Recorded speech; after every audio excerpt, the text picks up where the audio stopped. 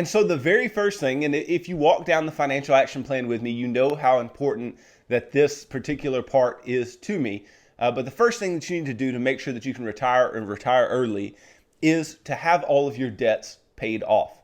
And why is this such a big issue? It's such a big issue because debt is a strain on your cash flow, right? Debt, it takes cash flow away from you. It takes money, income that you have out of your pocket. And if you don't have that income in your pocket anymore, then you need to make up more income in order to live the same lifestyle that you would otherwise. And so having your debts paid off is going to decrease the amount of income that you need in retirement. And we've talked before about how it is easier to pay off a debt before retirement than it is to actually have to create the income to service the debt while you are in retirement. It's easier to just go ahead and get it paid off. First of all, it's easier. And then second of all, when we are looking to retire, one of the biggest issues, and probably the only issue on many people's mind, is do I have enough money, right? Do I have the retirement amount in place? Do I have the income that's going to be coming in place? Do I have all that prepared? But the problem when you have that debt is that it is going to take longer to get to whatever income number that you need in order to retire. But if you have no debt, then you can reach an income number a lot faster and be able to retire earlier. And that's a big deal for people in the FIRE movement. People in the FIRE movement or in the FIRE community, they're trying to retire as early as possible. Well, in order to do so with as much financial freedom as possible, these people need to be living without debt. Because if they get to 35, 40 years old and they're ready to retire, but they have debts laying around, those debts are going to make it far more difficult for them to safely and comfortably retire without any second guesses, right? They need to have those debts paid off. And even bigger than the debts, right? I mean, when I'm talking debts, I'm talking consumer debts, credit cards, car loans, personal loans, all things of like student loans, things like that, right? But it would be so much more useful to people in the FIRE movement to actually have their homes paid off before they decide to retire. And that is also true of individuals who are getting ready to retire at a traditional age. Is having your home paid off can make a huge difference as to your quality of living in retirement. And that's all that we're really talking about here, is if you have all your debts paid off, your quality of living increases, or you're able to live the same quality of living on less money, meaning you can retire earlier. And so having your home paid off or just having all of your other debts paid off is an absolutely huge thing to do. And if you can do that, then you will have cash flow. There will not be such a big strain on your cash flow, and retiring early should not be that big a deal if you have the retirement savings in place that you need to have.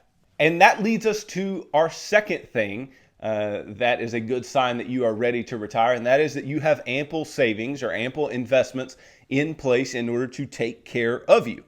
And obviously this is huge. If you're going to retire early, you need money to live on, right? Or if you're going to retire at all, you need to make sure that you have money to live on.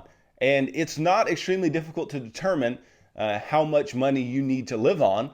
We've talked about this before. I call it your retirement number, right? At what number, at what amount of nest egg do you need to get to in order to sustain you for the rest of your life? And the basic rule here, right? We've talked before about the 4% withdrawal rule, where you just take 4% of your account, and if you can do that safely, then you can retire. I don't necessarily subscribe perfectly to that, but what you should do is you should take the amount of income that you need annually, and you take that amount of income annually and you divide it by the rate of return that you can expect to make over time. So in retirement, most people they de-risk a little bit in their portfolios. They take a little less risk.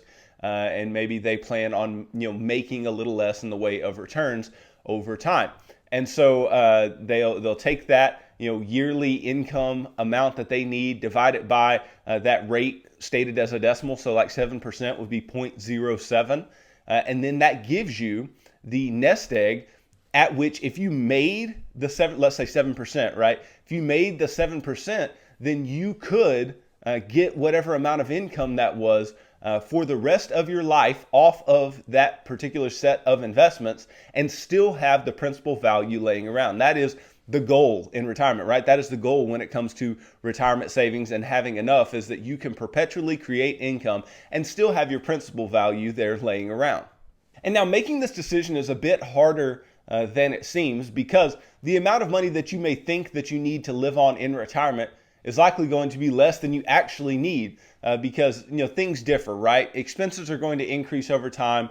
Healthcare costs are going to increase over time. Your healthcare costs just by yourself are going to increase because you're going to get older. You're going to have more health issues statistically than you have before. And so you need to make sure that you have the money in place in order to cover all of those things, not just some static amount of income that you should make over time. It should be dynamic. It should be increasing systematically over time. Not only should it be increasing systematically, you need to make sure that the rate of return assumptions that you're making on your money are reasonable, right? You need to give yourself a little bit of a margin of error to the downside when it comes to that rate of return that you expect to make. Because even though you may expect to make 7, if you're making 4 or 5, then that can be a drain on your nest egg, and maybe a drain that could end up hurting you, especially if you retire early. See, if you retire early, these things have to be even more dialed in.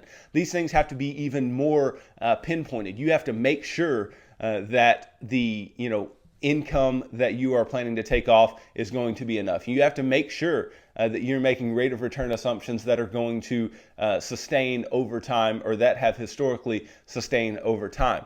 And so when you are a part of the FIRE movement, you may need to do a little more due diligence than somebody who is not a part of the FIRE movement, who is just, retiring in a traditional sense. Because somebody retiring in a traditional sense has a shorter time horizon when it comes to their retirement, meaning their cost of living is not going to change as much in retirement as yours will if you are in the FIRE movement. And so that's one issue. Also, the people who are going to have a shorter time horizon in retirement, they need to cover less years of income. So if their principal value gets eaten at a little bit, it's not going to be as big a deal to them as it would be to you, somebody who needs to make that money last far, far longer. So that's just something to keep in mind. Now, people who are in the FIRE movement typically try to make sure that they have actually income producing assets that are going to produce a certain percentage of income on their investments over time, which can help to shore up a bit